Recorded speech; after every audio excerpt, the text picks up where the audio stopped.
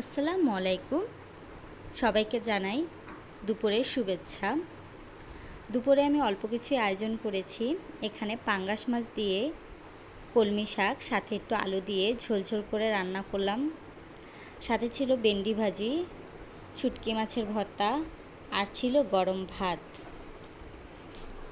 তো এই তো আমার দুপুরের আয়োজন। এখন আমরা মা মেয়ে একসাথে খাবো। তরকারি অল্পই রান্না করি, কারণ ওর বাবা থাকে না। তো আমরা দুইজনে একটু খাই। আমার মেয়ে তো একদমই খায় না বললেই চলে, খুবই কম খায়।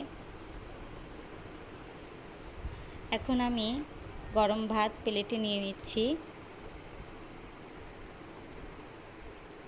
ফার্স্টেই আমি শুটকি মাছের ভর্তা দিয়ে ভাত খাবো।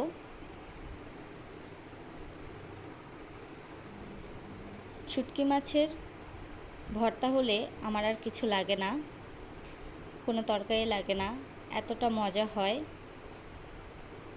ভর্তা আমার খুবই পছন্দ, সাথে একটু লেবু হলে তো দারুণ লাগে। এখন ভর্তা দিয়ে গরম ভাত আমি মেখে নিচ্ছি। এই তো এখন আমি খাওয়া শুরু করে দিয়েছি। খুবই মজা হয়েছে, খুবই মজা। ভিডিওটা দেখার জন্য আপনাদের সবাইকে ধন্যবাদ।